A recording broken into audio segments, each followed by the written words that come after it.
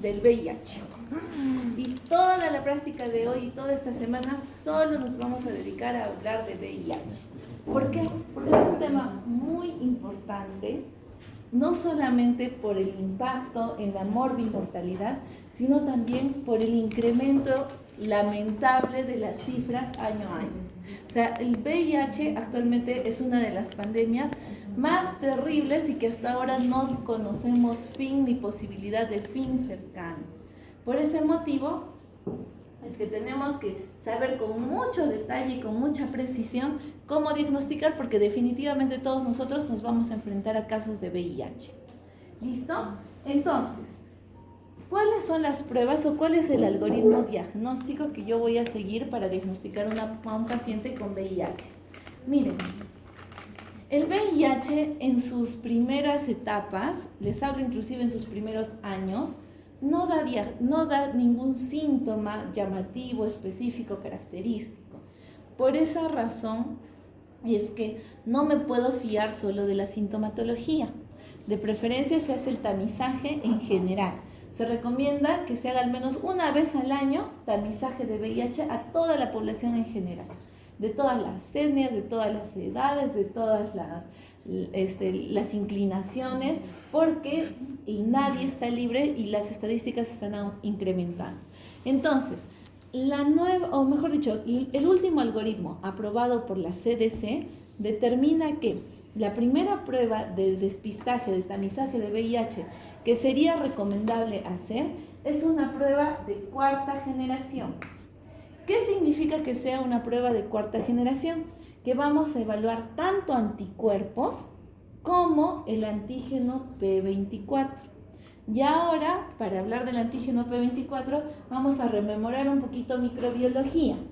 Recordemos que el VIH es un virus, ¿no es cierto? Que va a tener una serie de capas, desde las más superficiales, donde van a estar los antígenos que se van a unir a sus células blanco, el GP120 con el GP41, y por dentro capas más internas que van a constituir la envoltura, la matriz, y allí es donde se va a encontrar el famoso P24. Entonces el P24 es un antígeno propio característico de este virión. ¿Listo? Entonces, una prueba de cuarta generación no solamente va a buscar identificar anticuerpos, sino también el antígeno P24.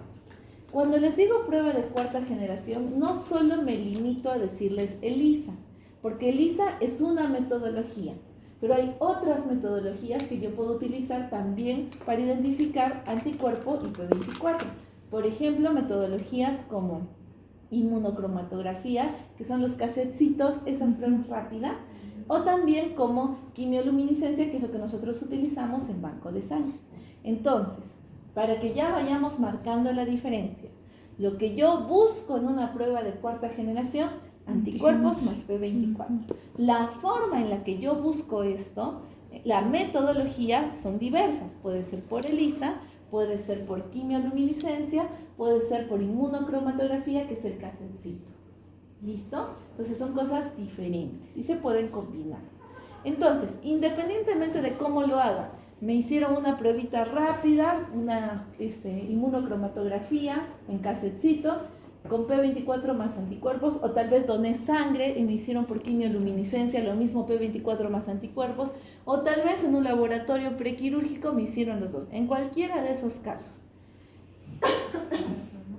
si sale negativo, entonces he descartado la posibilidad de tener VIH. Si sale negativo, he descartado.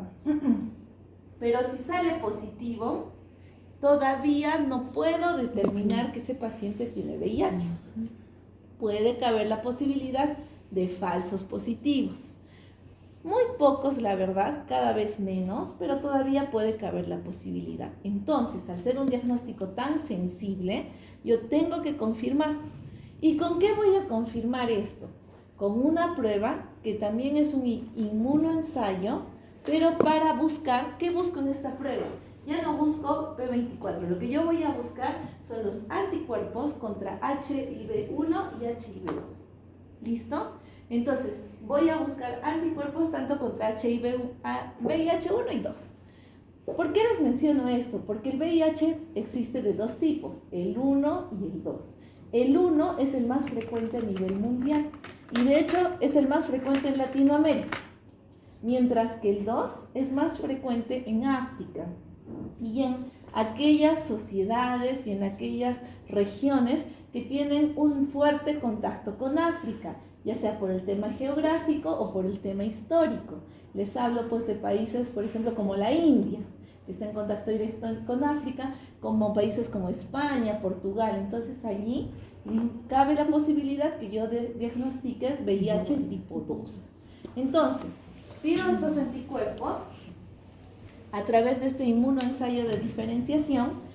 Cabe decirles que este inmunoensayo sí se hace en laboratorio, ese sí no tiene pruebas rápidas a la fecha, así que definitivamente se va a hacer o por ELISA o se va a hacer por quimioluminiscencia. ¿Listo? Entonces hacemos este ensayo y ahora vienen las posibilidades. ¿Qué posibilidades se presentan? Que yo salga positiva a VIH1 pero negativa al 2. Entonces si me sale así, he confirmado que tengo la enfermedad y que es de categoría 1. Vámonos por la otra opción. ¿Qué tal si me sale negativo el 1 pero positivo el 2? Lo mismo, he confirmado que tengo la enfermedad, pero es del tipo 2. ¿Qué pasa si los dos me salen positivos? Qué mala suerte que tienen, pero has confirmado la enfermedad y tienen los dos. Y por último, ¿qué pasa si los dos me salen negativos? Si los dos me salen negativos, se dan cuenta que aquí hay una discrepancia, porque al principio me salió positivo y ahora me está saliendo negativo. En ese caso, yo tengo que recurrir a una tercera prueba. Esa tercera prueba va a ser mi prueba de NAT. ¿Qué es la prueba de NAT? Es una prueba de ácidos nucleicos, o sea, un PCR. ¿Qué es lo que voy a buscar? Voy a buscar ácidos nucleicos, en este caso RNA, ¿verdad? Entonces busco el RNA y si es que encuentro RNA, entonces es positivo y si no encuentro es negativo. ¿Por qué en este caso por qué podría haber esta discrepancia y luego salir positivo? Es muy sencillo, miren. En la primera prueba yo busqué un pedacito del virus y busqué anticuerpos. En la segunda prueba ya solo busqué anticuerpos. Y como solo busqué anticuerpos, podría ser que estoy en la primera etapa cuando todavía no he tenido el tiempo suficiente de formarlos y por eso en una segunda prueba me podría salir negativo. Mientras que, ¿cómo hago la disquisición? Ya que todavía no se han formado anticuerpos, entonces pido el RNA, el NAT, para considerar que estamos en las primeras etapas, pero como ya está el virus, van a haber ácidos nucleicos. Entonces, por ese motivo es que tomo esta tercera opción ya para determinar si es sí o si es no. Esa es mi opción que hace la confirmación final. Entonces, este es el algoritmo que actualmente sugiere la CDC. Cada entidad sugiere un algoritmo en particular. Por ejemplo, la OMS tiene su propio algoritmo. Cada país puede acogerse a este algoritmo o cambiar la forma de este algoritmo. Eso ya va a depender de cada guía de práctica clínica. Sin embargo, en Latinoamérica, este es el que actualmente está rigiendo, no solamente en el Perú, sino en general en Latinoamérica. Muy bien. Entonces, para hacer concreto esto, si yo tengo un paciente con VIH, ¿cuál es la primera prueba que le podría pedir? De cuarta generación. O sea, si yo tengo la duda, mejor dicho. Muy bien, le pido una prueba de cuarta generación. Listo. Esta prueba de cuarta generación, ¿qué es lo que va a buscar? Anticuerpo y anticuerpos P24. más el P24, que es el antígeno, ¿no es cierto? ¿Qué formas tengo de hacer esta prueba de cuarta generación? ¿Qué metodologías? ELISA, inmunocromatografía y quimioluminiscencia. Quimioluminiscencia es si va a donar a banco de sangre. Por ejemplo, ustedes que han donado en la campaña de banco de sangre, les hemos hecho esta prueba de cuarta generación, que por cierto todos han salido negativos. Yo sé que todavía no les hemos mandado sus resultados, pero es porque he estado enfermita. Ya la próxima semana me pongo al día. Pero todos han salido negativos, así que no se preocupen. Entonces, y con prueba de cuarta generación. Entonces, si donan sangre, les van a hacer a través de esta metodología. Pero ¿qué tal si se van a la posta? Entonces, ahí usualmente son las pruebas en casetcito. Esas pruebas en casetcito, ¿cómo se llama? Inmunocromatografía. Y la prueba de casetcito ideal sería una que en el cassette registre P24 y registre también anticuerpos.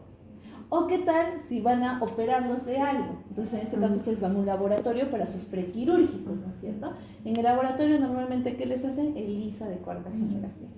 ¿Listo? Entonces, hay muchos caminos para llegar a lo mismo. ¿Qué pasa si este pacientito sale positivo a esta prueba? ¿Se confirma? No.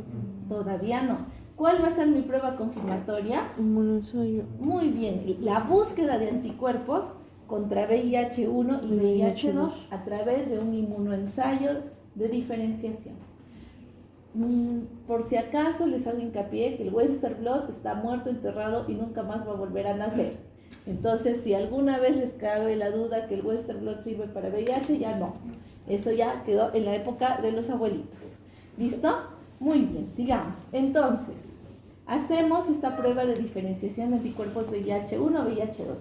Si sale positivo el VIH-1, el VIH-2 o los dos, confirmado y tenemos que seguir para adelante porque ese ya es un pacientito con VIH. Pero, ¿qué pasa si salen negativos los dos? ¿Hemos descartado la enfermedad? No. No, porque todavía cabe la posibilidad que salió el P24 positivo porque sí tiene el virus, pero salieron los anticuerpos negativos porque no ha pasado el suficiente tiempo para formarlos. Entonces, ante esa duda, yo recurro a lo más profundo que tiene mi virus, a su material genético. Entonces, ¿qué pruebita hago para poder determinar esto? NAT. NAT. La prueba de NAT busca el RNA. Si es que encuentra, confirmado, es un VIH. Si es que no encuentra, descartado. Ahora, novedades. Les traigo novedades, que yo también me he ido así para atrás. Punto número 1, el autotest. Actualmente ya está funcionando un test, solo que todavía no está muy popularizado, pero ya varios países tienen. Es un test que viene en un sobrecito, lo venden en las farmacias, y lo que hacen es como una escobillita que sacas y te frotas la mucosa yugal, te frotas las encías, o sea, ni siquiera tienes que sacarte sangre, nada. Y esa escobillita la pones dentro de un estuche, y el estuche es como una prueba de embarazo. Esperas 20 minutos y si marca las 2 rayitas es positivo. Entonces, es un test que se ha desarrollado, cada vez se está popularizando más.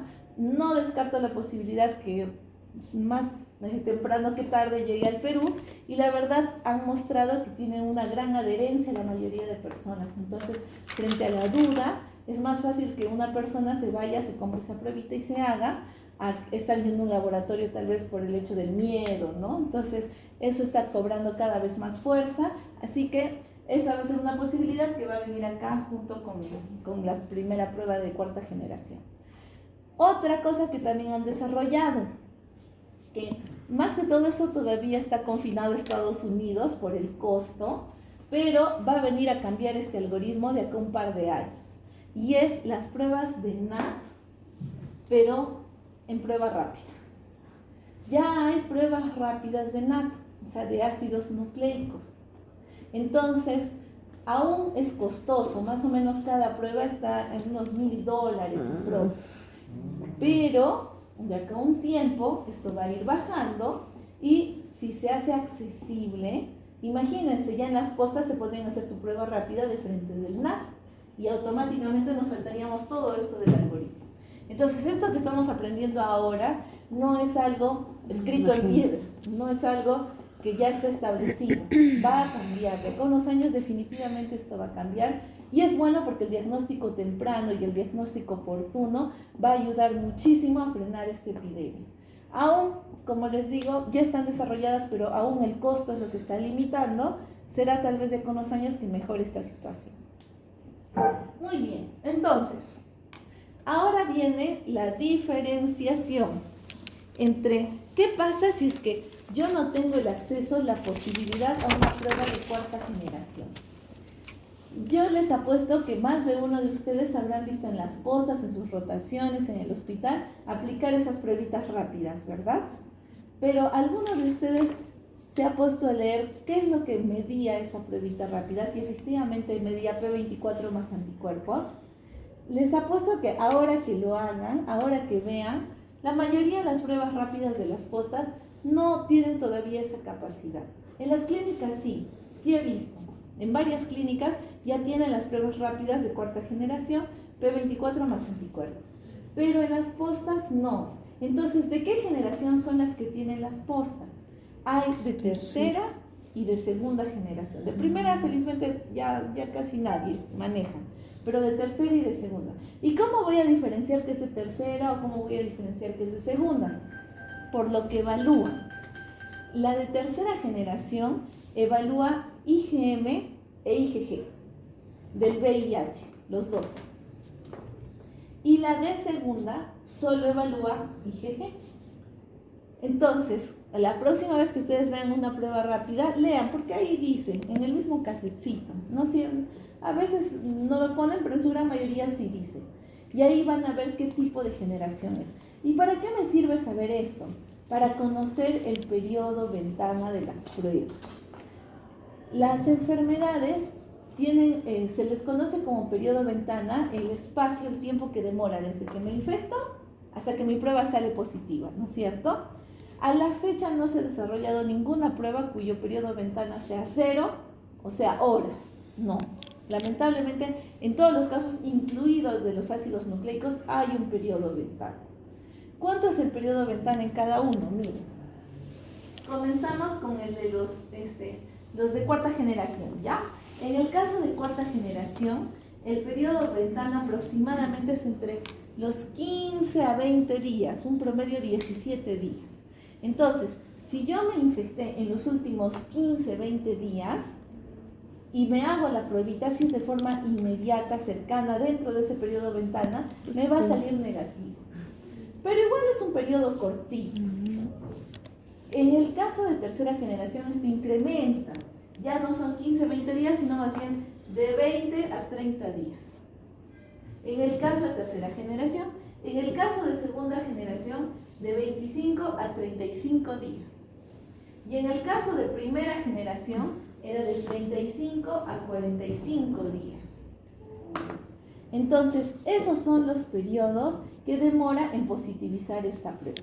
Más allá de los 45 días, ya todas me dan positivo. O sea, si efectivamente me infecté, todas me van a dar positivo. Así sea la de primera generación. ¿Dónde salta la urgencia, la necesidad de acortar ese periodo ventana? Si yo hago un tamizaje, no es tanto, porque mi paciente es asintomático, se le hace la pruebita y como no tiene síntomas, sale negativo, sigue con su vida. Pero ¿qué pasa si yo me pinché con un pacientito que tiene VIH? No quisiera saber ya si me infecté o no, ¿no es cierto? O qué tal si viene una persona que tenía un contacto de riesgo, o no se acuerda, o este contacto y luego se enteró que tenía VIH. Entonces, ante esa desesperación, cada día pues es vital para esa persona, ¿verdad? Entonces, en ese caso sí es importante que ustedes sepan que el periodo ventana más corto de las pruebas más accesibles es en el caso de cuarta generación, más o menos de 14 días, de 15 días a 20. En el caso de las pruebas moleculares, las pruebas de carga viral, por ejemplo, tampoco, o sea, es menos, es más o menos unos 10 a 15 días de periodo ventana. Entonces, es menos, pero tampoco es tan poquito. La prueba que tiene menor periodo ventana es la prueba ultra sensible de carga viral, que esa tiene 5 días de periodo ventana. Esa es la que menos periodo tiene, pero aún así son 5 días. Entonces, en ese caso, frente a ese riesgo, frente a esa duda, caballeros, a tomar los antirretrovirales.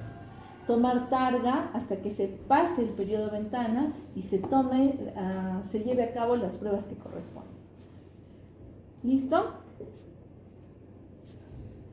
Muy bien, entonces, ya hemos hablado en cuanto a cómo es el desarrollo de la enfermedad y sobre todo cómo son las pruebas que yo voy a ir pidiendo frente a la duda de tener VIH o en un tamizaje común y corriente. Acá hay una población especial y es la población de los recién nacidos. ¿Por qué un recién nacido podría tener VIH? Por transmisión vertical. Muy bien. Felizmente en el Perú la transmisión vertical es menos del 1% de los casos de VIH. En África les cuento que es el 20%. Ahí sí es un problema terrible. Pero felizmente acá es muy bajo. Entonces, ¿qué hacemos en el caso de que haya la duda? O sea, imagínense una gestante que no se hizo sus controles, nunca le hicieron sus pruebitas, llegó a dar a luz y ¡zas! Descubres que para entrar a dar el parto tenía VIH. Entonces, frente a esa situación cabe la duda. ¿Podrá haber una transmisión o no? Entonces, consideremos que hay un anticuerpo, un tipo de anticuerpo que sí atraviesa la barrera transplacentaria. ¿Quién es ese tipo de anticuerpo? El IgG. Entonces, si yo le pidiera a mi neonato IgG contra VIH, porque miren, hasta la prueba de cuarta generación evalúa IgG. O sea, si yo le hiciera una de cuarta, una de tercera, una de segunda, una de primera, me podría dar falsos positivos. Porque si la mamá tiene, definitivamente le va a marcar IgG positivo. Pero la duda es, ¿será ese IgG de la mamá o será ese IgG del neonato? Entonces, IgG para neonatos no me sirve de ningún tipo de enfermedad, no solo de VIH, por el hecho del IgG que es transplacentario. Vamos con el IgM. En el caso del IgM, la valoración del IgM para neonatos, si bien es cierto, no es transplacentario, pero recuerden que este es un diagnóstico crítico, es un diagnóstico muy sensible. Y la IgM es bastante inespecífica, no es tan específica como la IgG. Entonces hay una alta tasa de falsos positivos cuando yo doso IgM. Entonces, para VIH, la valoración de IgM tampoco es útil o no es del todo confiable. Así que, ¿qué es lo que me quedaría para hacerle a mi neonato si no le puedo hacer ninguna generación? Exactamente. Lo que me quedaría para hacerle a mi neonato sería detección de ácidos nucleicos, idealmente carga viral. Entonces, yo le voy a hacer el NAT o el conteo de la carga viral, y si es que me saliera positivo, todavía no es suficiente. Miren, las guías, a pesar de que sabemos que lo molecular es casi contundente, pero las guías dicen no, para cerciorarnos, para no condenar a esta persona de por vida, a pesar de que en el neonato salga la primera positivo que han encontrado RNA, se tiene que confirmar con un segundo NAT, sí o sí. Entonces, en los neonatos, para la confirmación es un segundo NAT. ¿Cuándo voy a pedir estas pruebas? En la primera prueba se pide entre los 14 y los 21 días, o sea, entre la segunda y la tercera semana del neonatito. La segunda prueba se pide ya recién entre 1 y 2 meses. ¿Listo? Y ¿qué pasa si la primera me salió negativo y en la segunda me salió positivo? Entonces, ante esa discrepancia, que podría ser que al principio era indetectable, tenía muy poquitas copias y en la segunda ya empezó a multiplicar, en ese caso pido una tercera. Y la tercera pruebita ya se hace entre los 4 a 6 meses. Y ya con eso determino. Ojito, en este caso, lo que sí corresponde es mientras vamos esperando estas fechas, no vamos a dejar al neonato al aire. Se arranca el tratamiento antirretroviral igual. Se le da el tratamiento ni bien nace por pura profilaxis. Una vez que yo pueda diagnosticar, es que recién yo inicio ya propiamente el tratamiento o continúo el tratamiento, y si es que saliera negativo, ya pues generaría un descarte y ante esa posibilidad pues se suspende el tratamiento. Pero en neonatos que han estado expuestos porque la mamá era VIH, tenemos que iniciar el tratamiento cuanto antes. Hay jarabes de sidobudina, ya les van dando eso. Muy bien.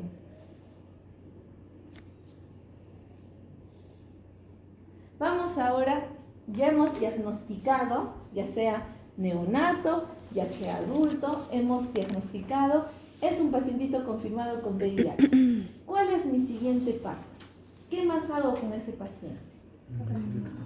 Antes de iniciar el tratamiento, tengo que estadificar, ver cuán mal está.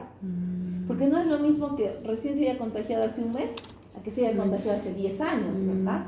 Entonces, esa estadificación se va a hacer gracias a la CD4, exactamente. Entonces, ¿qué le voy a pedir a mi pacientito? Le voy a pedir el dosaje de CD4. ¿Cómo es que nosotros dosamos CD4? Hay una pruebita que se encarga de evaluar los CDs, ¿se acuerdan? Las Cluster Differentiation. ¿Qué pruebita era? Citometría de flujo. ¿Listo? La técnica es citometría de flujo. ¿Cuál es mi objetivo de la citometría de flujo? Evaluar los CDs. Dependiendo, si yo quería categorizar una leucemia, me ayudaba con los CDs, pero también puedo hacer a través de la citometría de flujo el dosaje, el conteo de CD4. Cuando lean CD, saben que el camino para esa CD es una citometría de flujo. ¿Listo? Entonces, pido cuantificación de CD4 y para poder determinar que estamos bien o estamos mal y cuán mal, tenemos que saber cuánto es el valor normal de CD4. ¿Cuánto es el valor normal de CD4? A ver, nosotros inmunocompetentes. 400, menos de 400 está mal. ¿Cuánto es lo normal? Ajá. 500 a más. Si tengo 500 a más de CD4, estoy todavía en parámetros normales. Idealmente en un inmunocompetente estamos rondando los 1000, 1500, idealmente. Pero ya, como podemos tener otras enfermedades no necesariamente inmunocomprometedoras, sino no lo sé, una infección, ¿no? Entonces podría bajar hasta 500 y es admisible. Pero menos de 500 ya representa un problema de inmunosupresión. Entonces, ¿cómo vamos a estadificar? Miren, aquí está la tablita. Le pido dosaje de CD4 y si tiene 500 o más, es estadio 1. Si tiene de 200 a 499, es estadio 2. Y si tiene menos de 200, es estadio 3. Entonces, eso va en mi eje vertical. ¿Qué va en mi eje horizontal? En mi eje horizontal está cómo encuentro yo a mi paciente. Si ya cuando lo diagnostico tiene algún síntoma, tiene alguna enfermedad agregada, y lamento decirles que sí, cada uno tiene su listado de enfermedades. Este sí que tiene más listado todavía. Sí es importante que lo aprendan, pero no para el curso, sino para los exámenes del ENAM, la residencia y demás.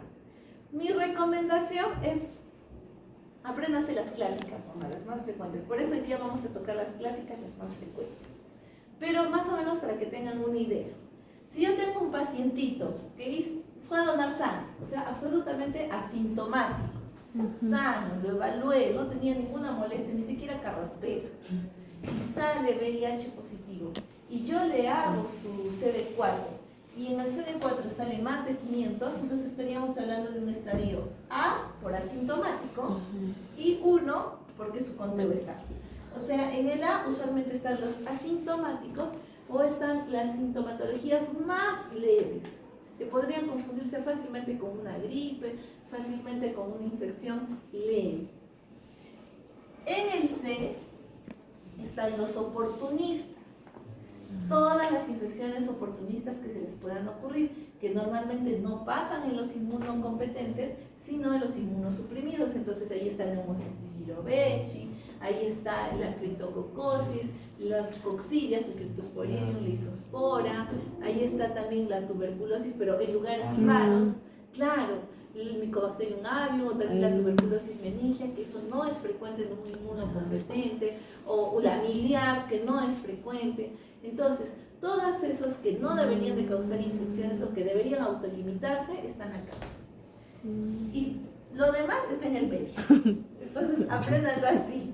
Acá los asintomáticos son cosas muy leves, acá todos los oportunistas, que es una lista gigantesca, y el resto aquí en medio. Entonces, De esta tablita que yo genero, lo más valioso es esta L. Miren esta L. L de Lucrecia. ¿Para qué me sirve esta L?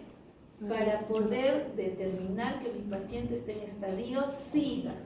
O sea, todo aquel pacientito con VIH, con conteo menos de 200 o con infecciones oportunistas, está en estadio SIDA automáticamente. O sea, puede ser que venga tranquilo, feliz, como si nada, pero tiene una diarrea de más de un mes y encuentro isospora beli. Automáticamente ese paciente, ¿qué pasó? A estadio SIDA.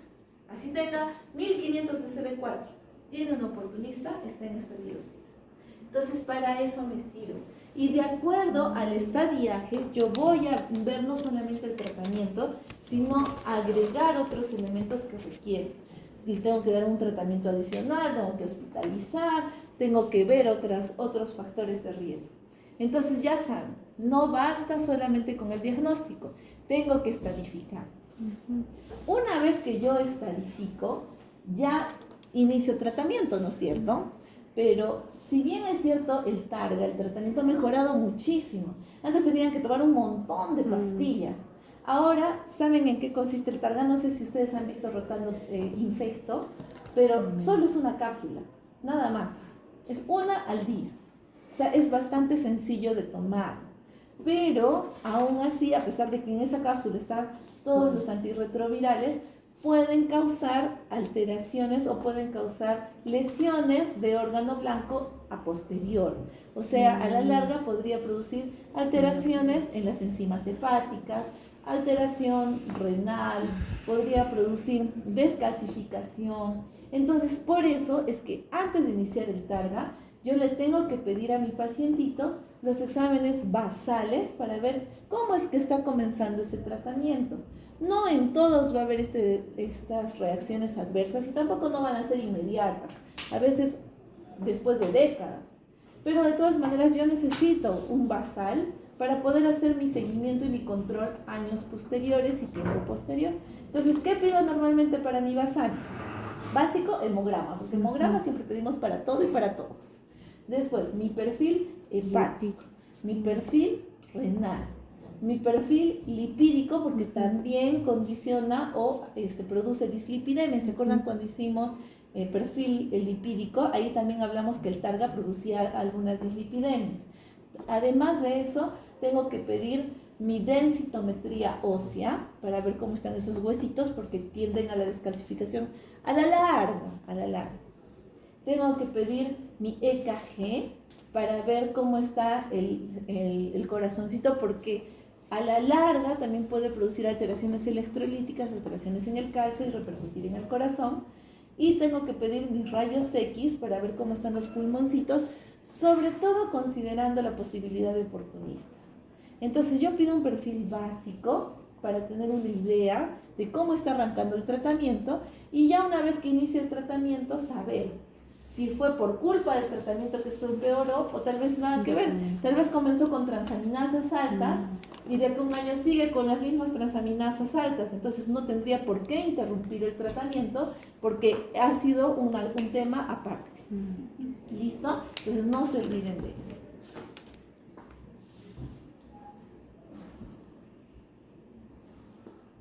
Está esto y está esto. Entonces, para consolidar toda esta información y para transmitirles todos mis traumas, les voy a contar 3 historias. Y ya con esto queda el repaso hecho. 3 traumáticas historias. Como ustedes saben, yo trabajo en banco de sangre. Entonces, mi chamba no solamente es recolectar sangre, sino estabilizar la sangre. ¿Qué resulta? Primera historia traumática. Entró a trabajar una chica que más o menos tendría sus 22 años, aproximadamente 23. Entró a trabajar por terceros. Y obviamente que cada vez que entra a trabajar alguien, nosotros la bombardeamos de publicidad para que done sangre, porque si nosotros promovemos la donación de sangre, nosotros tenemos que ser los primeros en donar sangre. Entonces, obviamente, le dijimos 1001 formas de que dona sangre, dona sangre, dona sangre, dona sangre. Entonces, en una de las campañitas que hubo, dijo, está bien, voy a donar sangre. Entonces, donó y a mí me tocaba el turno tarde, terminó la campaña, llevaba varias unidades, se llevó a tamizaje. Y la encargada de tamizaje ese día viene y me dice, ha salido una prueba bien positiva. O sea, nuestro punto de corte es 1. Cuando sale 2, 3, no le hacemos mucho caso. Lo ponemos como indeterminado y obviamente ese componente no se libera, pero la posibilidad de que tenga VIH es muy baja porque el valor es muy bajito. Probablemente estaba resfriadito, tomó algún medicamento, alguna cosa y generó esa interferencia. Como la prueba es tan sensible, a veces bota así. Pero en el caso de esta prueba había salido más de 100. O sea, era muy bien. Entonces, sí nos pasa, no a diario, pero con bastante frecuencia.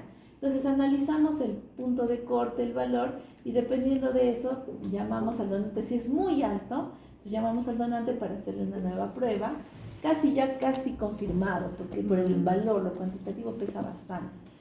Si es que sale así indeterminado, no lo traumamos, esperamos que venga, le tomamos una nueva muestra y generalmente se soluciona, se esclarece, ¿no? Pero cuando sale muy alto, sí. Entonces me dijo, no, esta pruebita ha salido muy alta. Y le digo, ya, entonces voy a buscar la ficha porque cuando ingresa a la máquina ingresa con código, no ingresa con nombre, no ingresa con nada. La única forma es que yo tengo que con ese código ingresar al sistema, que te piden un montón de clavecitas para desencriptar quién es la persona dueña de esa muestra. Entonces, cuando entro y abro, era de esta persona. Y ya más o menos la señorita de serología, la encargada, se la solía porque había sido la última muestra en entrar. O sea, fue la última en donar en esa campaña. Y este era el último número de ese día. Entonces dije, ¿y ahora? Así que antes de que sea peor, antes de que... acuérdense que esto es un tema muy sensible. Entonces capturé todas sus muestras de banco y justo ese día hacían carga viral en el hospital. En el hospital no hacen carga viral todos los días, hacen una vez a la semana. Y justo ese era el día que hacían carga viral. Entonces cogí sus muestras y me fui volando a que le hagan carga viral. Ahora, para que te hagan carga viral tampoco es tan fácil, porque eso tiene que entrar por pedido de infectología. Pero fui donde la doctora y le dije, por favor, ese personal de salud muy estrecho. Es más, me miró así y me dijo, bueno, ya. Entonces... igual, la carga viral entra con código, no entra con nombre, nada. Le corren la carga viral y en la noche de ese día sale que estaba pues con 100.000 copias. O sea, súper viral. Y ahora dije, ¿qué hacemos? Porque, a ver, dile a alguien, o sea, decirle a un paciente no es fácil y a una persona que conoces menos. Entonces... la cité, obviamente nadie sabía, nadie sabe y nadie sabrá y ustedes tampoco no saben quién es. Entonces la cité y le expliqué y definitivamente ya no sabía, tenía 22 años, 23 años, o sea, súper joven. No sabía y lo peor de todo es que tenía pareja estable, lo peor de todo. Entonces, fue un caos, o sea, fue feo. ¿Y qué es lo que hicimos? O sea, no era suficiente eso, porque ella era terceros, entonces no tiene seguro. Definitivamente iba a tener que ir al MINSA. Pero sabemos que el MINSA es, pues, mucha burocracia, demora, y a pesar de que hay un camino más corto por programas especiales para esto, aún así, pues, demora. Entonces, aprovechando que estábamos en el hospital y que teníamos nuestros contactos con el laboratorio, al día siguiente de eso o ese mismo día le tomé las pruebas y lo que hice inmediatamente fue hacerle ¿qué pruebita? Su CD4 y su CD8. Entonces, todos nosotros nos vamos a enfrentar con un pacientito que salga VIH positivo. Entonces, tratemos de acortar caminos, porque cuanto antes comience su tratamiento, mejor. Entonces, usualmente los caminos que más demoran son los caminos del laboratorio, por la burocracia, no tanto por el laboratorio. Entonces, le hicimos CD4, CD8, felizmente su conteo de CD4 me acuerdo que salió en 1200, o sea, salió súper bien, y su CD8 estaba normal. ¿Para qué pedimos CD8? No porque el CD8 se altere en el VIH, sino que el CD4, una vez que te sirve para estadificar, también te sirve para ver cómo va la enfermedad. En teoría, por la historia natural de la enfermedad, el CD4 va a bajar progresivamente, si es que no recibe tratamiento, claro. Y el CD8 va a tratar de compensar, por eso tiende a elevar un poquito. La relación normal es que el CD4 predomina frente al CD8 en 1 o 2. O sea, si tú divides CD4 entre CD8, en su sangrecita de ustedes, que es normal, les va a salir 1 punto algo o 2. Es lo normal. Pero en el VIH, como el CD4 va bajando, esta relación se invierte. La inversión de esta relación me va indicando un mal pronóstico. O sea, no solamente me dice que estamos en un estadio peor, o sea, en un B, en un C, sino también que estamos perdiendo la poca inmunidad que nos queda y el pronóstico a corto plazo es malo. Entonces, para esto me sirve la relación. Con eso yo hago normalmente seguimiento.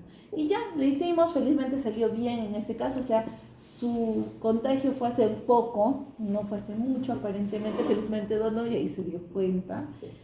Y a la par le hicimos pues las pruebas que les pedía, que les dije, ¿no es cierto? El hemograma, su perfil renal, su perfil hepático, su perfil lipídico, porque todo eso iba a hacer que cuando le tocara su cita de infecto, que eran 3 días después, ya le iniciaran el tratamiento en ese momento. Ya no tuviera que esperar tanto tiempo para que les salgan las pruebas y que recién vean cómo ir. Entonces, acortamos eso. Ya comenzó su tratamiento, está trabajando como si nada hubiera pasado. ¿Por qué? Porque si nosotros, o sea, si los pacientitos con VIH reciben su tratamiento de forma adecuada, la carga viral va a llegar a un punto en el que se va a convertir en indetectable. Indetectable no es sinónimo de 0 copias, pero son menos de 50 copias usualmente. Entonces, una carga indetectable es sinónimo de intransmisible. O sea, si alguna vez tenemos la mala suerte de tener contacto con la sangrecita de un paciente indetectable, es intransmisible. O sea, ¿nos contagiamos? No nos contagiamos.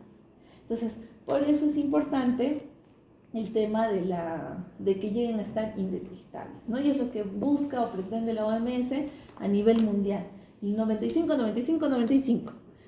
¿Cuál es la meta 95? Que dice que de todos los pacientes con VIH, el 95% estén diagnosticados. De todos los pacientes diagnosticados, el 95% estén recibiendo tratamiento.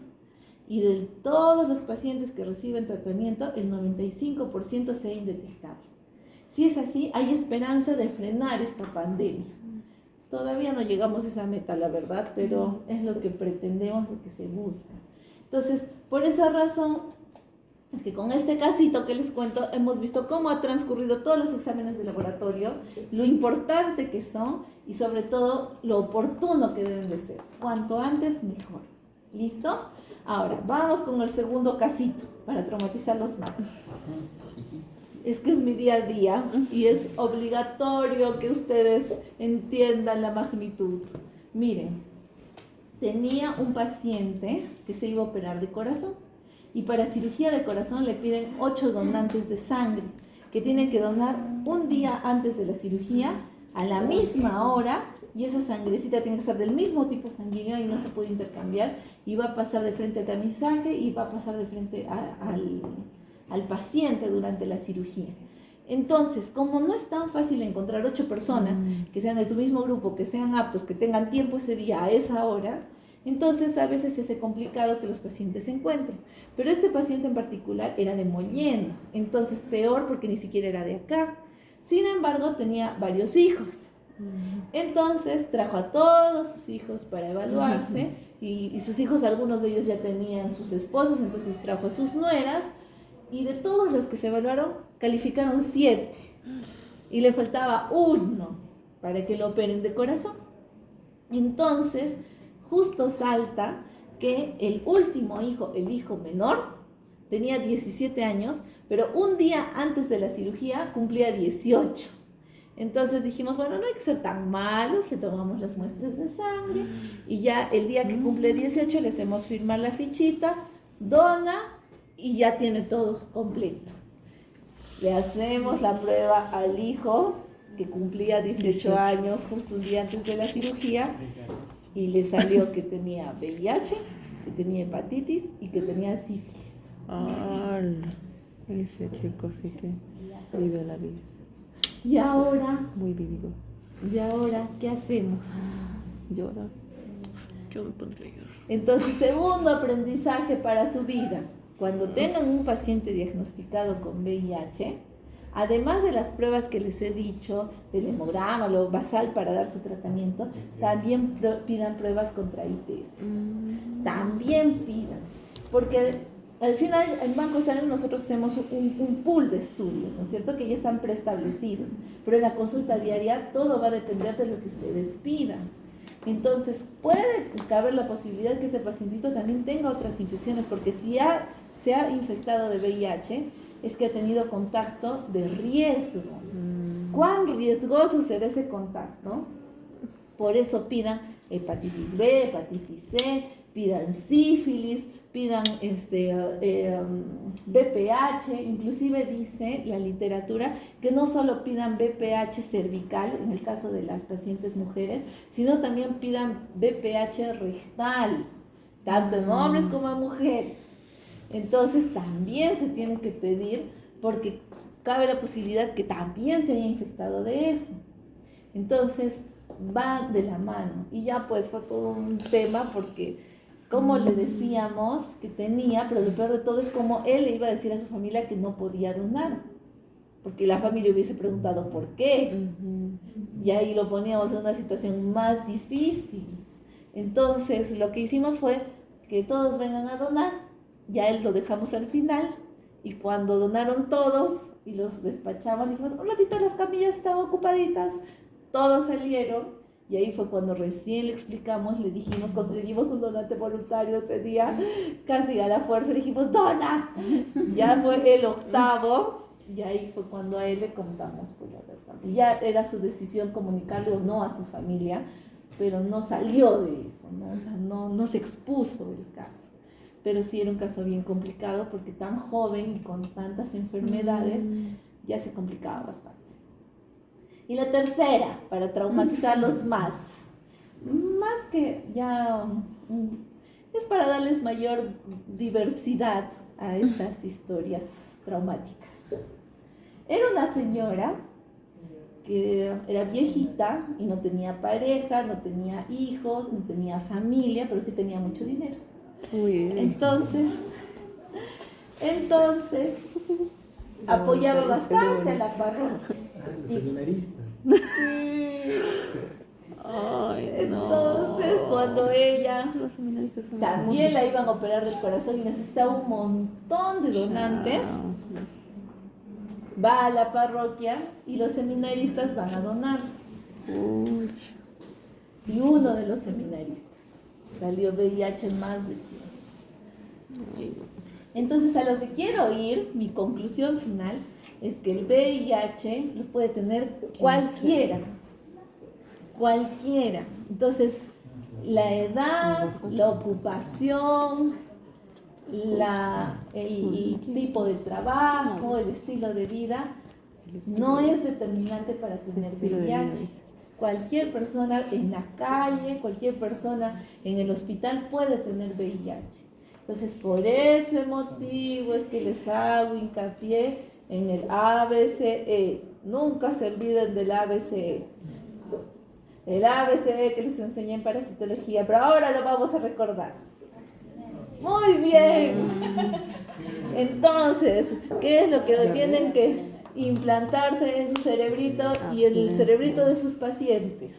Si yo no me quiero contagiar de ninguna infección de transmisión sexual, sobre todo del VIH que está tan latente, primero, ¿Qué es A? Abstinencia. Si hay abstinencia, no hay VIH, se acabó. Ya, no se puede. Dicen, no se puede. Ya, ni modo. Entonces, ¿qué sigue? B, de buena pareja. Entonces, investigue. Investigue, pareja. Todo. Llévenos a donar sangre. Si dona, es buen indicio. Si es frecuente, es mejor indicio todavía. Entonces, ese es su as bajo la manga. Acuérdense que hacemos de cuarta generación. Sí, es buen indicio. Entonces, buena pareja, investiguen por favor por todos los lados. Ahora en internet se puede sacar hasta si es deudor alimentario. Todo se puede sacar. Entonces, por favor, que corroboren que es buena pareja. Ya. Dicen, no se puede, no creo en la gente miente, parece buena, pero no es buena. Ya, entonces viene la C. ¿Qué es la C? Condón. Entonces, métodos de barrera, siempre, no hay que ser confiados, siempre, porque el que menos puede tener, y entonces ahí vienen los problemas. Miren, esta chica tenía una pareja estable y aún así. Entonces, mucho cuidado. Y por último, la E de educación. Siempre edúquense, lean al respecto, para que nadie los pueda engañar nunca. ¿Listo?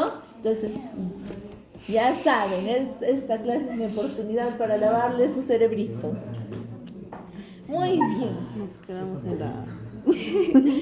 Entonces, ahora sí, comenzamos con las exposiciones. Ah, cierto, ¿quién va a exponer?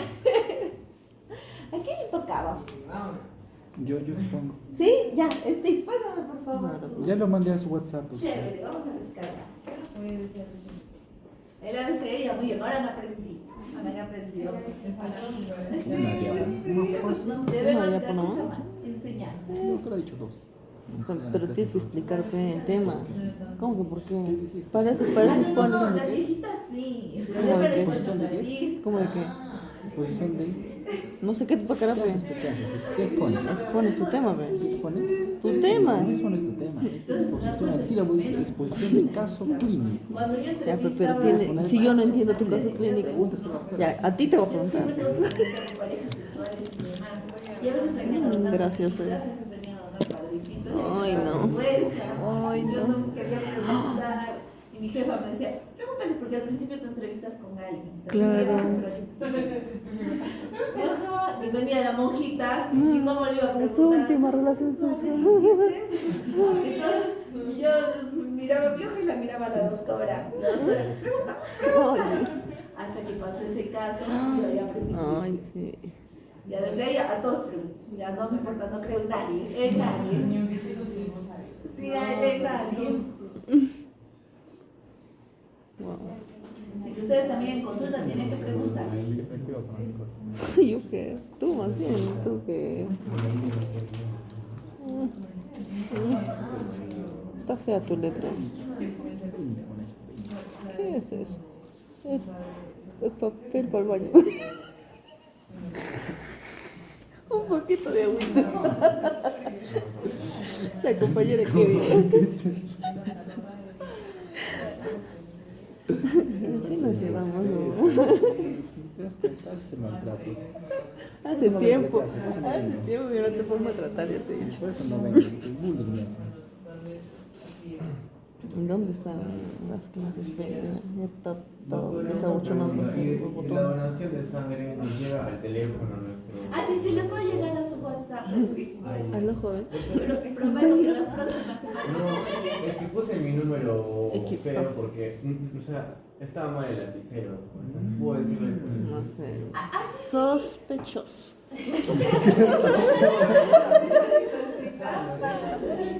Apruebo. Está bien, pásame tu número, yo lo corrijo, pero pásamelo mañana para que ese rato yo pueda corregir en el sistema. Porque si no me olvido, mi cerebro está como Dory. Si no lo hago hoy día, no lo hago nunca. Yo todos los días. No te van a hacer por ahí. Examen. De- Taco. Examen. fenotipo. Ah, de verdad, ¿no? Ah, sí, y su inmunofenotipo también. Eso le digo. Sí, no se preocupe. Hola, de Forta, Sino que no, esta grita vez soy. es totalmente voluntario. Como la Estamos doctora haciendo Milagros. campañas casi Está todos con las los mujeres, días. tú rotas con las tres mujeres.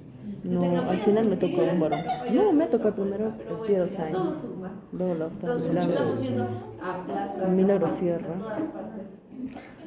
Y al final me tocó un varón, no sé. Dice que les gusta preguntar cáncer, ¿no? ¿En el turismo práctico? Sí.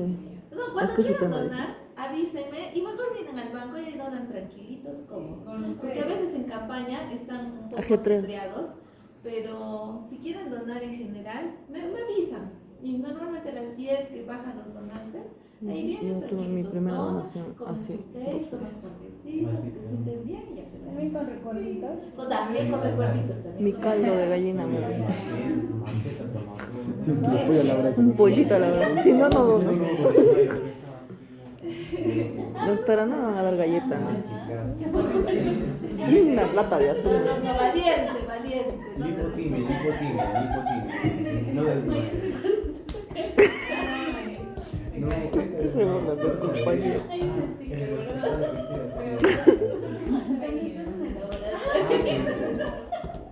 No, mañana Que se abra la batería. sí, pero no, mañana no dono. No, otro día en el banco tranquilitos y felices. Sí, no se preocupen.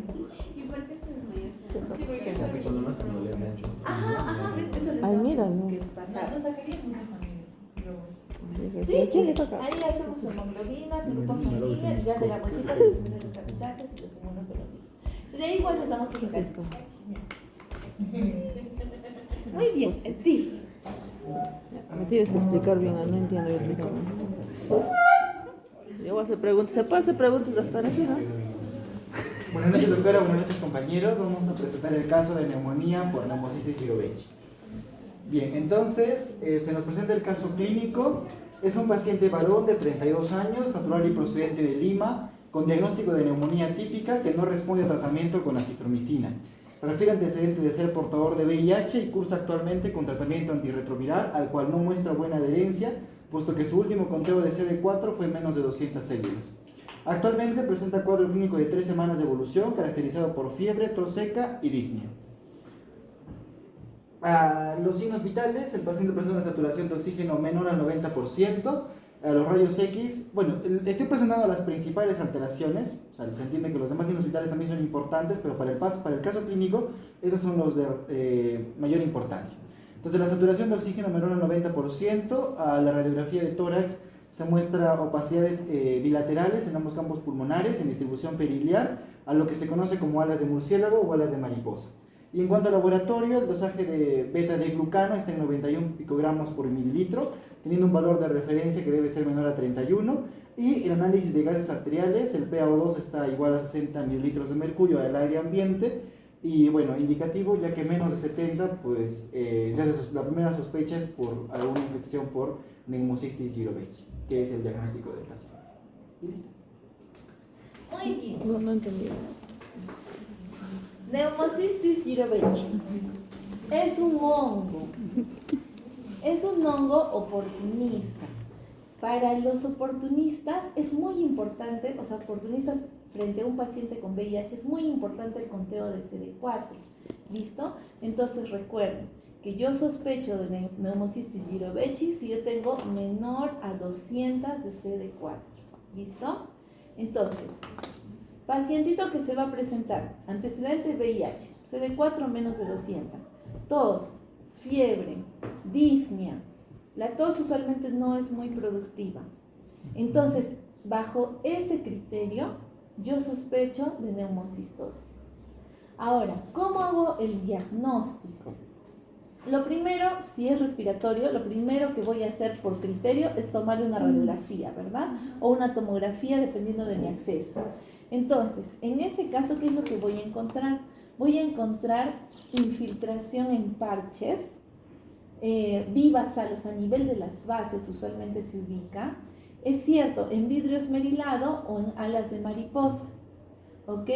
Pero aún así, a pesar de tener este patrón, no es al 100% característico, o sea, podrían ser otras cosas. Entonces todavía me genera sospecha, pero no me determina todavía qué es una neumocistosis. Entonces, ¿qué me va a diagnosticar la neumocistosis? Miren, la prueba ideal, el gold estándar, sería hacer un lavado bronquioalveolar. ¿Cómo es un lavado bronquioalveolar? Para hacerlo, mi paciente tendría que estar sedado, intubado, o si no, llevarlo a que le haga la broncoscopía. Entonces, sedado, se aplica suero fisiológico y lo que se lava es lo que se obtiene para la muestra.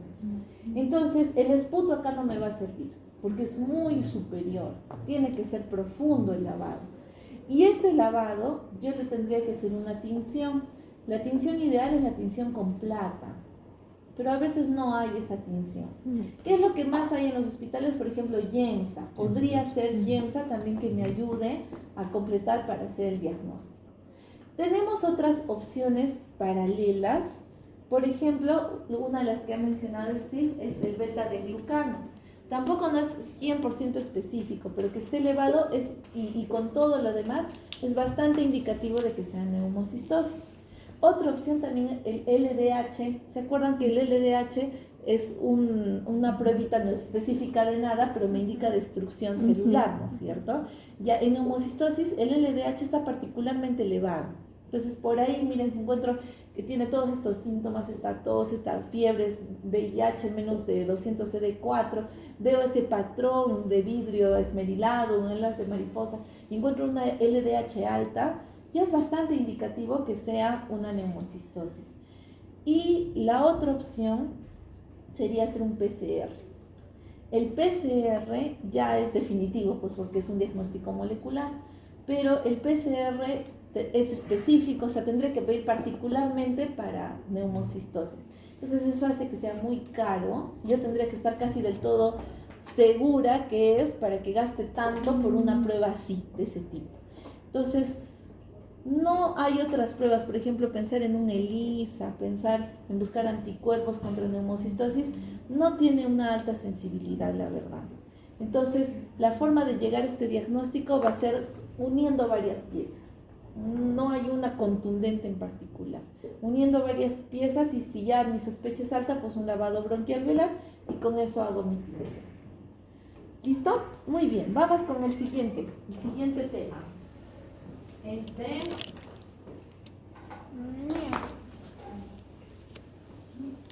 Criptosporina. Hola, Gavisita, ¿cómo estás? ¿Qué tienes? Buenas noches. Bueno, voy a exponer sobre lo que es infección intestinal por coccidios en criptosporina.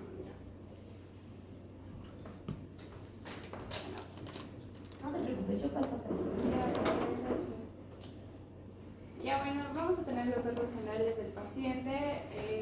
Es un paciente masculino de 38 años, con procedencia de una zona rural en Cajamarca. Su ocupación es agricultor. Él tiene un tipo de agua de consumo de agua no tratada, que es de pozo. Antecedentes patológicos, el paciente tiene VIH, pero abandonó el tratamiento hace 4 meses. Y el último recuento de CD4 fue de 120 células, lo cual es muy bajo, ¿no? Entonces vamos a ver más o menos cuáles son los gérmenes oportunistas y en qué recuento depende, ¿no? Por ejemplo, el caso de ahora es Cryptosporium y se da en menos de 200 células. El motivo de consulta fue que el paciente refiere que presenta diarrea líquida abundante de 4 días de evolución con pérdida de apetito, leve fiebre y debilidad, ¿no? Entonces, el inicio fue insidiosa de hace 4 días con deposiciones líquidas a 6 a 8 veces al día, sin moco ni sangre. El apetito ha sido disminuido y signos de deshidratación leve. También se descargó parásitos inicialmente y se mantuvo con una hidratación oral sin mejoría, ¿no? Tiene una fiebre leve en 38 grados, náuseas intermitentes, no vomitó. Tampoco tiene contacto con personas con síntomas similares. Y se sospecha también de una infección parasitaria oportunista, ¿no? En lo que es la presión arterial, estaba un poco hipotenso, se puede deber a la deshidratación, la frecuencia está con taquicardia, en febrícula y una deshidratación leve a moderada. Ah, ya. Bueno, se le hicieron exámenes de laboratorio. Primero el coprológico seriado, que son 3 muestras, ¿no? El macroscópico, que habían heces líquidas, lo que era compatible con diarrea acuosa, hematíes y leucocitos negativos, por lo que se descartaría una bacteria o una infección bacteriana inflamatoria, ¿no? Pero se vio también que eran quistes de protozoarios comunes, lo cual fue negativo, y esto descarta giardia y entemodo histolítica. Además, se le hizo una tinción sin mices modificada, y esta es esencial para detectar coccidias como Cryptosporium, Ciclospora y Zoospora, ¿no? En esta se encontraron quistes esféricos de 4 o 6 micros, y que esto nos da positivo a Cryptosporium, ¿no? En el hemograma básicamente está normal el hematocrit, la hemoglobina, los leucocitos están en el límite alto y los eosinóficos están dentro del rango normal, ¿no? Lo que no nos indica que fuera el mitos. El sodio tiene una ley de hiponatremia por pérdida fecal, el potasio está normal y el cloro está en el límite inferior, ¿no? Entonces, el diagnóstico final del paciente es una infección intestinal por Cryptosporium con deshidratación leve y alteración electrolítica. Ya, eso sería. Muy bien. Listo. Cryptosporidium. ¿Qué tipo de bichito es? Virus, hongo, bacteria, parásito. Me agarro para no caerme. Es un parásito, eso lo hemos visto hace 2 años. Muy bien. ¿Qué tipo de parásito es? Es una coccidia, es un protozoario y es una coccidia. ¿Por qué les menciono esto?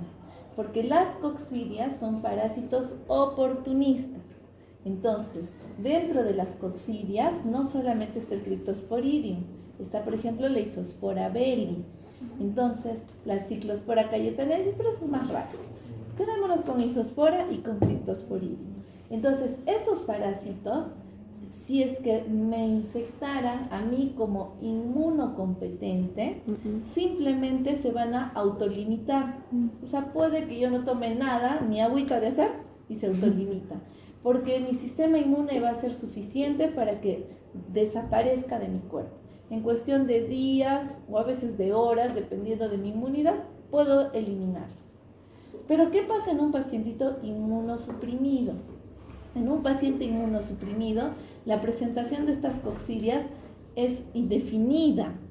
Entonces, son diarreas que duran más de un mes. O sea, este pacientito ha tomado de todo, ha hecho de todo y no se le pasa. Entonces, ahí mucho ojo, puede ser una coccidia. ¿Con cuánto de CD4 tendría que estar yo para que se presente este tipo de coccidias con esta sintomatología tan florida? Menos de 200. Igual que la neumocistosis, menos de 200. Entonces ya, ojito, ahí estamos viendo que ambos casos son para estadio SIDA, ¿no es cierto? Listo. Entonces, ¿qué sintomatología va a tener mi paciente? Entonces, recordemos las coccidias, que bien clarito las deben de tener, ¿verdad? Las coccidias son un parásito que viven en el intestino grueso, en el intestino delgado. En el delgado. Entonces, entran y salen de los enterocitos, y van reventando enterocitos por doquier. ¿Qué generaría? ¿Cuál es la función del enterocito? Muy bien, absorción. Entonces, si rompo enterocitos, ¿qué molestias va a producir? Mala absorción. ¿Cómo se demuestra, cómo se expresa la mala absorción? Ya vamos a tener pérdida de vitaminas. ¿Qué más? Lientería. ¿Qué alimentos? Muy bien. ¿Qué significa lientería? Que no se absorben los alimentos. Entonces van a haber restos alimenticios en las heces. Que va a haber restos de grasa, va a haber inclusive alimentos a medio digerir, ¿no es cierto? Y además, como no se absorbe, como va a haber una gran concentración en la luz del intestino, esto va a jalar agua, va a producir una diarrea osmótica. Entonces, ¿cómo van a ser esas heces? Líquidas, muy líquidas por la diarrea osmótica que producen. Y esto a su vez, ¿a qué va a conllevar? A que haya distensión abdominal, a que haya flatulencia porque no se va a poder digerir ni los disacáridos, no se va a poder digerir las proteínas. Entonces, es un pacientito que va a venir, que va a indicar que tiene más de un mes o por mucho tiempo una diarrea, ya cayendo en el tema de una diarrea crónica, que a pesar de lo que ha tomado, no mejora y tiene heces líquidas, hay mala absorción, hay distensión abdominal y flatulencia. Entonces, ¿cómo vamos? Ya estamos sospechando de una coccidia, ¿cómo vamos a confirmar su presencia? Podemos ir desde lo más simple, que es un examen directo de heces, un examen común y corriente de heces, que sí hay coccidias que se pueden observar en un directo de heces, por ejemplo la isospora. La isospora es grande, es grandecita, entonces sí se podría encontrar en un directo de heces, pero un Cryptosporidium no, porque es más pequeñito. Entonces, si yo estoy pensando en Cryptosporidium, tengo que hacer una tinción. ¿Cuál es el problema? Si yo usara Lugol, que es lo que más se usa para heces, para parásitos, no se va a teñir, porque el Cryptosporidium tiene una particularidad, tiene una pared, su ooquiste tiene una pared gruesa. Entonces, ¿qué tinción utilizo para esos microorganismos de paredes gruesas que no permiten el ingreso de tinción? Silnilce. ¿Por qué? Aquí entra la categoría, por ejemplo, de los bacilos ácido alcohol resistentes, ¿no es cierto? No penetra, entonces por eso es que yo tendría que usar Silnilce. Por eso es que yo voy a pedir Silnilce también para las coccidias. Y Silnilce lo hacen en todas partes, hasta en las postas, porque es lo que usamos para hacer las baciloscopías. Entonces, si ustedes están sospechando de alguna coccidia, entonces llenan su hoja de baciloscopía, solo que ponen ahí que la muestra va a ser en heces, y lo que ustedes están buscando no es BK, sino están buscando coccidias. Coccidias en general, ya lo que salga lo determinará el laboratorio. Piden, ahora, el pedido debe de ser seriado. ¿Por qué? Porque hemos dicho que las coccidias entran y salen de los enterocitos. ¿Qué tal si justo tú tomas la muestra en la que la coccidia entró al enterocito? Sale negativo. Entonces, al menos unas 3 veces yo le voy a pedir Silnilce para poder observar. ¿Puedo pedir otras tinciones que se usan para ácido alcohol resistente? Sí. ¿Qué otras tinciones nosotros usamos para ácido alcohol resistente? Muy bien, naranja de acridina. ¿Qué más? ¿Le suena? Kinju. Kinju también se usa para diagnóstico de BK, también se usa para diagnóstico de las coccidias, que no es muy frecuente, la verdad, la mayoría de los laboratorios no lo tiene, pero lo preguntan, así que vamos a mencionarlo. O auramina, rodamina, exactamente, la de la fluorescencia, también me serviría para coccidias, también serviría. Entonces, esas opciones serían para poder encontrar las coccidias. Ya en el peor de los casos, si es que no, si yo estoy segura y no encuentro, le han hecho seriado y no encuentro, hasta 5 veces pueden pedir en seriado, bueno, ya podríamos pedir otras alternativas, ¿no? Como ELISA, pero es rarísimo. Usualmente las coccidias con el examen de heces es más que suficiente para diagnosticar. Sí es cierto que el Cryptosporidium, cuando se hace severo, cuando ya es un paciente archiinmunocomprometido, puede migrar a otras partes del cuerpo, puede migrar a pulmón, puede migrar a vesícula biliar, pero eso ya es una complicación muy severa, muy severa. ¿Listo?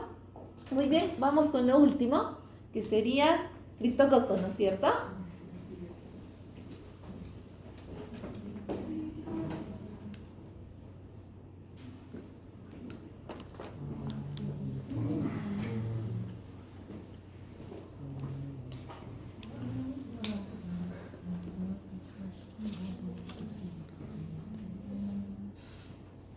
Ya la visita es lo único.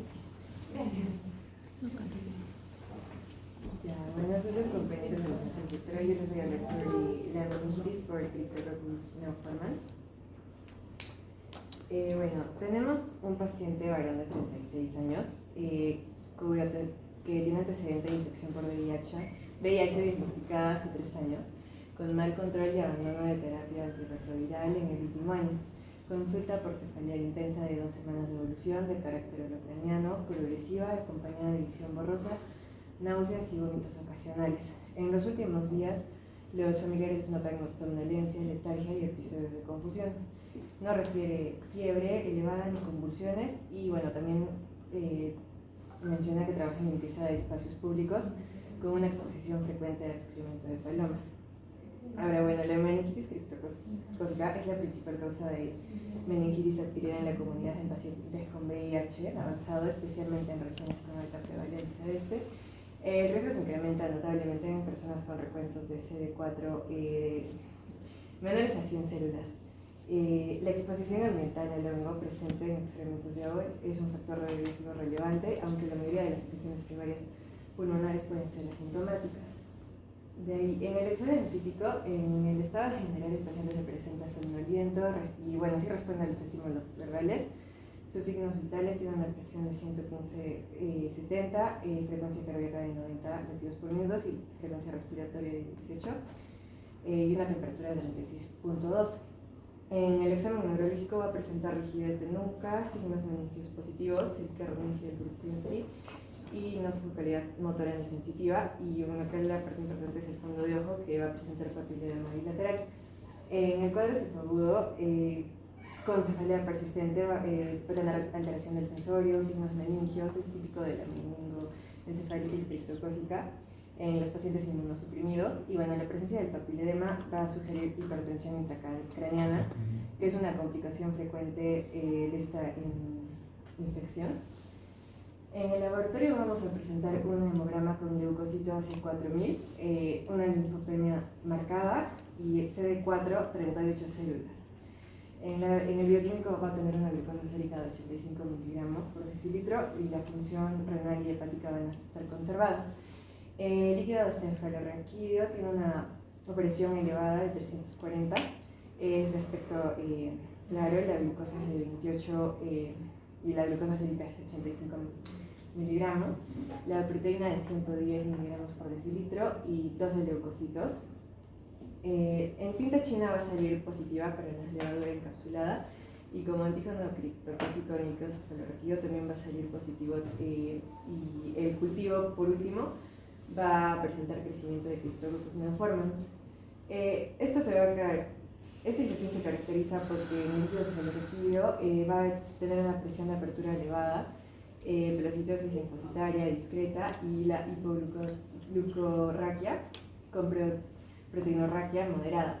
La baja respuesta inflamatoria es típica en inmunodeprimidos y la visualización de levaturas encapsuladas en la tinta china y el antígeno criptocócico positivo van a confirmar este diagnóstico, especialmente el cultivo.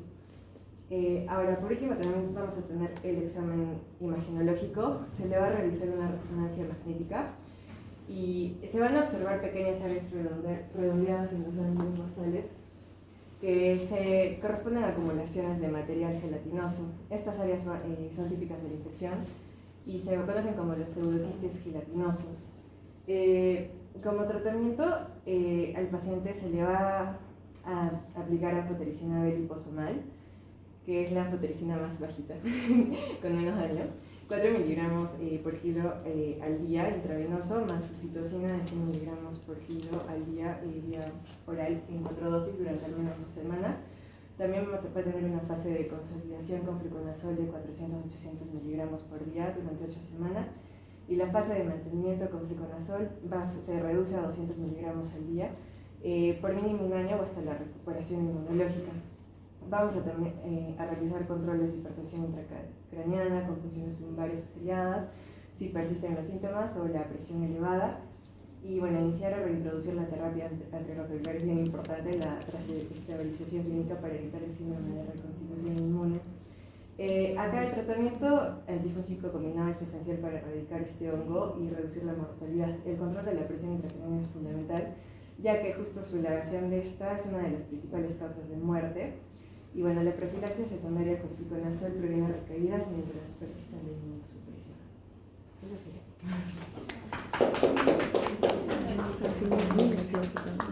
Muy bien, entonces, criptococo. El criptococo es ¿qué tipo de bichito? Hongo. Muy bien, por ahí comenzamos bien. Es una levadura. Y en el caso del criptococo asociado a VIH se va a presentar en los pacientitos con un conteo de CD4 menor a 100. O sea, tienen que estar más comprometidos para que el criptococo aparezca. Porque al ser oportunista, yo requiero una inmunidad muy baja para que el hongo dé pie, ¿no?, a una infección. La transmisión efectivamente es por las palomas, esas ratas con alas. Yo soy antipaloma. Entonces, justo por las palomas. Pero a pesar de que en Arequipa hay tanta paloma, ¿por qué no nos da criptococosis? Porque estamos inmunocompetentes. Exactamente. O sea, tenemos que estar muy inmunocomprometidos para que nos dé criptococosis meningia. Ahora, ¿cómo va a ser la presentación? Lo mismo, paciente con VIH, CD4 menor a 100, y viene con signos meningios, o sea, su rigidez de nuca, su Kernin, su Brusinski, y sumado a ello, viene con hipertensión endocraniana. Es bastante característica la hipertensión endocraniana, o sea, su cefalea holocraniana, sus vómitos en escopetazos, sus ojitos en sol naciente. Entonces, viene con hipertensión endocraniana que puede conducir inclusive hasta la hidrocefalia, e inclusive tienen que ser una derivación producto de la hidrocefalia. Entonces, a ese punto llega el compromiso en cuanto a los signos y los síntomas. Frente a esa sospecha, ¿qué es lo que yo voy a hacer?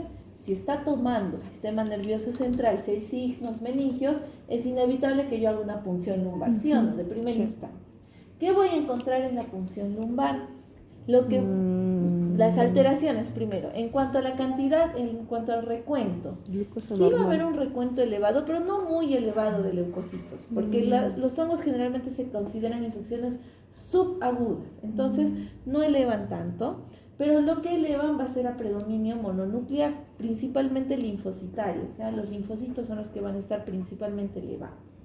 En segundo lugar, como este bichito está ahí, sí consume glucosa, o sea, sí genera hipoglucorraquia, pero la inflamación que produce su presencia no es tan marcada, por lo mismo que es subagudo. Entonces va a haber una proteinorraquia leve, moderada, no tanto como una infección bacteriana, por ejemplo. ¿Listo? Y de la misma manera, vamos considerando la posibilidad que sea criptococosis, lo que yo podría hacer es una tinta china. La tinta china es un examen de lo más común y corriente, ¿eh? Así que no los pueden florear diciendo que no tienen el reactivo. ¿Saben dónde venden tinta china? En las librerías. Cuesta creo 18 soles, 17 soles. Entonces si tu laboratorio te dice, no hacemos tinta china, le das 20 soles y le dices, me traes el vuelto, ve a la librería de la esquina. Venden tinta china, entonces no hay pero que valga. Una gota de LCR más una gota de tinta china y le pones su portaobjetos y su cubreobjetos. Ya está. Y con eso ven al microscopio. Súper fácil. Entonces, ¿qué es lo que vas a encontrar? Vas a encontrar unos halos iridiscentes que florecen. Si bien es cierto, esta prueba es bastante específica, no es tan sensible. O sea, cabe la posibilidad que si sale negativo, tal vez no tiene mucho y por eso no se nota. Entonces, frente a esa posibilidad que yo tengo una gran sospecha, pero no sale la tinta china positivo, entonces puedo utilizar otras pruebitas. ¿Qué otras pruebitas puedo utilizar? Puedo utilizar ¿se acuerdan la aglutinación en látex, la búsqueda de antígenos? Cuando hicimos líquido cefalorraquídeo, había un cartoncito donde poníamos gotitas de LCR y luego le poníamos los antisueros para ver si aglutinaba. Sí hay también la opción para pedir en hongos, solo que no es muy comercial, entonces tal vez no es tan fácil de encontrar como el tema de las bacterias. ¿Cuál sería mi otra posibilidad? El film array. El film array hemos dicho que hay opción para todas las muestras, pero donde sí es importante, sí vale la pena a pesar del costo, es para las meningitis, porque ahí estamos contra el tiempo, tanto para la mortalidad como para las secuelas. Y cuando ustedes piden film array de LCR, dentro del paquete, así como venía bacterias, virus, también viene criptococosis. Entonces ya viene integrado a eso. Si ustedes piden film array, también estarían cubriendo la criptococosis. ¿Listo? En este caso, en particular. Listo, muy bien, entonces ya están todo lo que corresponde a la práctica de hoy. Ahora déjenme sus guías para revisarlas rapidito y sean libres.